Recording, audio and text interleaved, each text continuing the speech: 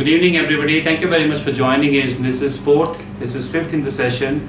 Today we're going to speak about range forward contracts from importers point of view, and we again going to be discuss about range forward. What do you mean by range forward contracts and how we're going to use for exporters and importers. However, today predominantly we're going to speak about importers point of view.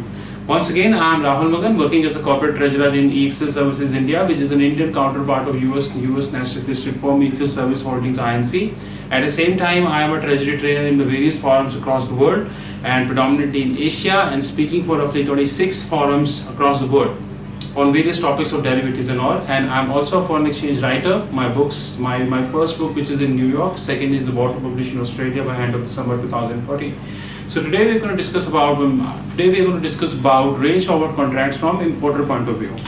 Now take a very simple example. What do you mean by range forward contracts? Range forward contracts, generally range forwards refers to set of two options, or we can say range forward is a kind of an option payoff. Now take a very simple example. Range forwards can be further divided into two parts. What do you mean by exporter range forwards and what do you mean by importers range forward? Like in the last session we had discussed about what do you mean by exporter. Exporter range forward refers to buy put and sell call. And importers range forward is the reverse of that, which is refers to your buy call and sell put. So this means you are selling your currency and this means you are buying your currency. Now take a very simple example. As we earlier discussed, that options basically are divided into two parts. The first set of options, which is I would say moneyness of the option. The moneyness of the option means at the money, in the money and out of the money. At the money means at the money is further divided into two parts, which is at the money forward and at the money spot.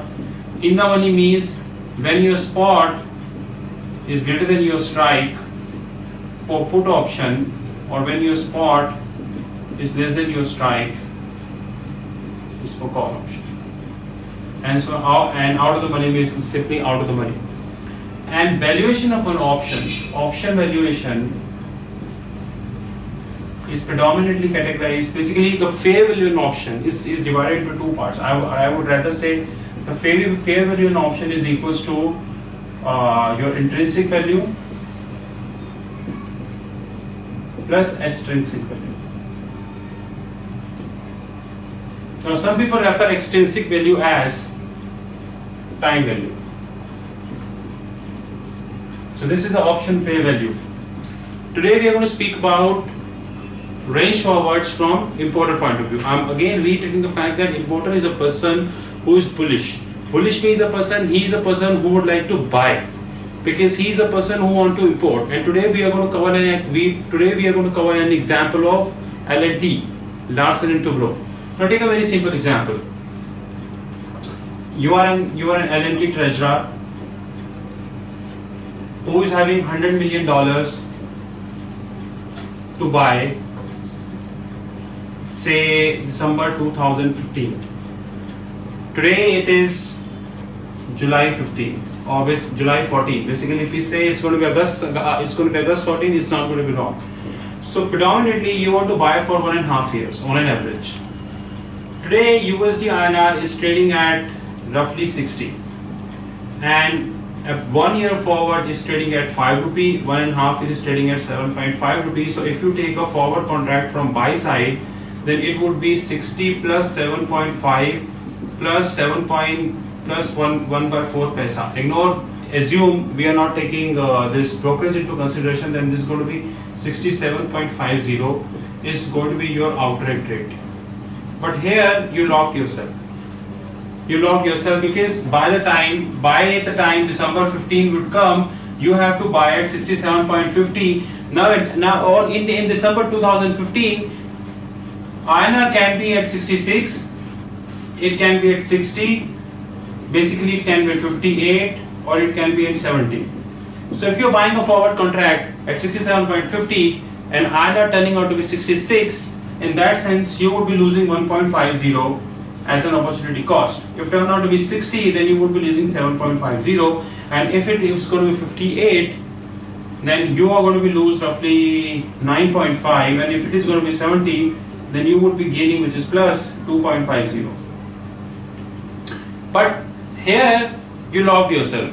You do not want to lock yourself, rather you want a flexibility.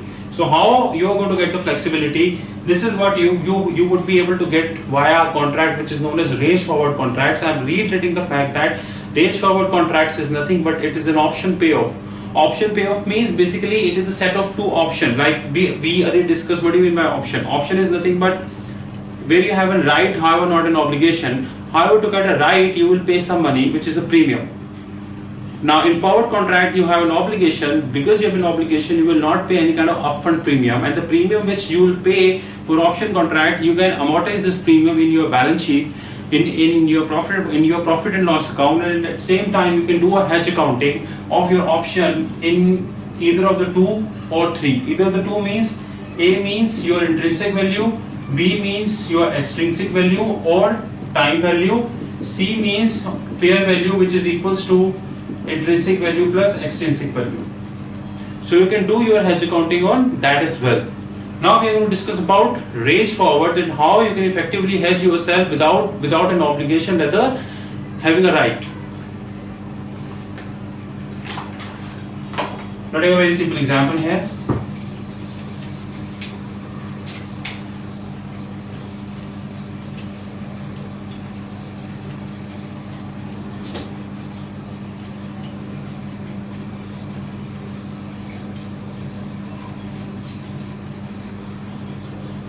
Now, you are an importer,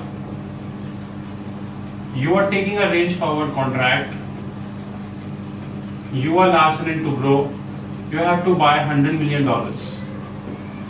Today, INR, USD INR is trading at 60. Now you're left with three chances. As we earlier discussed about the money nature of the option. Money nature refers to in the money, at the money, out of the money. It is always preferable to have an importer range forward contracts out of the money and exporter range forward contracts always out of the money. Because if you're going to take in the money, then you have to pay the premium. Now what do you mean by importer? Here you have buy call and here you have sell put. Buy call means as a treasurer, you have a right to buy dollars from a bank.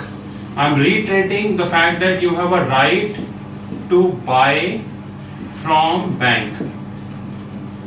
And in sell put, you do not have a right to sell to bank, rather you have a right to sell to somebody, rather you have a right to buy from somebody who is at a buy put contract and he is paying some premium to you. Do you have to buy from somebody? Say bank. And here you are getting a premium and here you are paying a premium. In buy call you pay a premium, in buy put contract, in a buy put contract you pay premium, in sell put contract you receive premium. So this premium would offset. I can also write offset. If I am not trading out of a 60, then you should take a buy call at what rate? Rather, if you take it at 58, then you would be in the money because you are buying dollars. So you should take it at roughly 64, which is out of the money. You know the exchange is trading at 60, currency pair is trading at 60. You are taking a right to buy from a bank at 64, which means effectively 4 rupee ahead of the market. For that, bank will have to compensate you, and how bank would compensate you? The premium which you have to pay bank would be almost zero.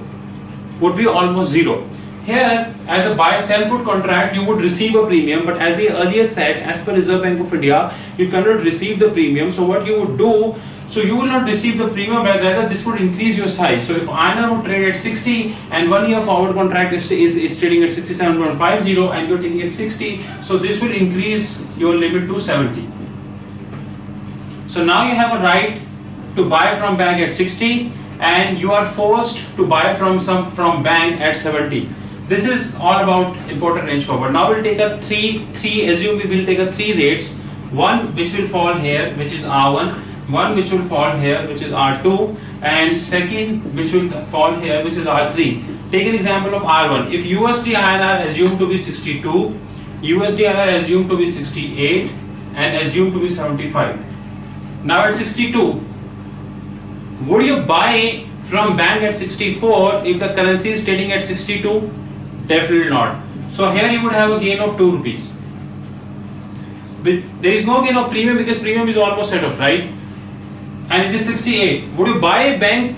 Would you buy from bank at 64 if exchange rate is at 68? You would. So here in R2 you would have a gain of 4 rupees. Would somebody buy from you one? Would bank buy from you at 70 when the exchange rate is trading at 68? No. So this is going to be worthless. So in the first case you have 2 rupee gain, in the second you have a 4 rupee gain in your books. I am again reiterating the fact that premium is going to be almost set off, which is here you pay, here you receive, so premium is going to be offset. So third point, 75. Would you buy from bank at 64 if INR turned out to be 75? You would. So you would have a gain of 75 minus 64, which is roughly 11 rupees. I would say here 11 rupees. Would somebody sell to you, or you would buy from somebody at 70? Would somebody sell to you at 70, or you would buy from at 70 if the exchange rate is trading at 70, 75? No, he is going to let this worthless, because here bank is having a right, you do not have a right. Ultimately this is nothing but buy put, the reverse of buy put. Somebody will not sell to you at 70 if exchange is at 75. So this is going to be worthless. So here you have a gain of 11 rupees. So in all the scenarios you would be having gain. However, the biggest drawback of importer range forward contract is that in an importer range forward contract, if your INR turn out to be stagnant, take a very simple example. At the end of the day, INR turning out to be 64. Now, would you buy from bank if INR turning out to be 64? You would. Even if you are going to get from market, it is going to be same. So here gain loss would be plus 0. Would somebody sell to you at 70, or somebody sell to you at 70, or you are forced to buy, or if INR turns out to be 64? Yes, somebody would sell to you, because this is reverse. Here this is sell put. In the person who is next to you, he is buy put. Buy put means he is having a right to sell to you. He is having a right to sell to you, and you are forced to buy from him. Now he will say, if I have a right to sell to you at 70, however currency is at 64, he will sell to you. Here you would have a loss of 6 rupees. So importers range forward contract in nutshell would be a beneficial instrument for you if the exchange rate would move like this. However, if the exchange rate would turn out to be this, then it's not going to be a beneficial. However, at the end of the day, if today you are sitting in July 14 and you have to hedge for December 15, you do not know what would happen in December 15, because in December 15, which is 1.5 years roughly, so you do not know. At the end you need to take this call that which way you want to go. I'm again reiterating the fact that range forward contracts is basically divided in two parts, which is exporter range forward and importer range forwards. Importer range forward is this, which is buy call and sell put. In buy call you have a right to buy. In sell put you are giving somebody right to sell to you, or you are buying from him.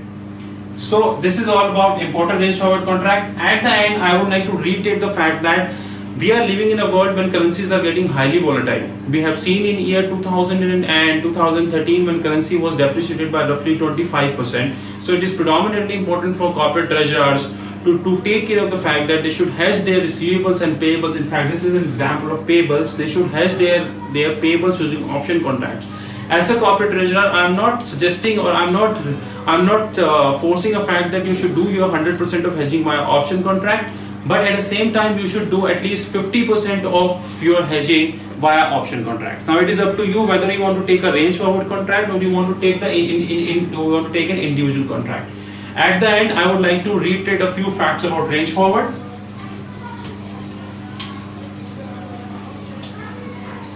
Because there is a big misconception about range forward contract.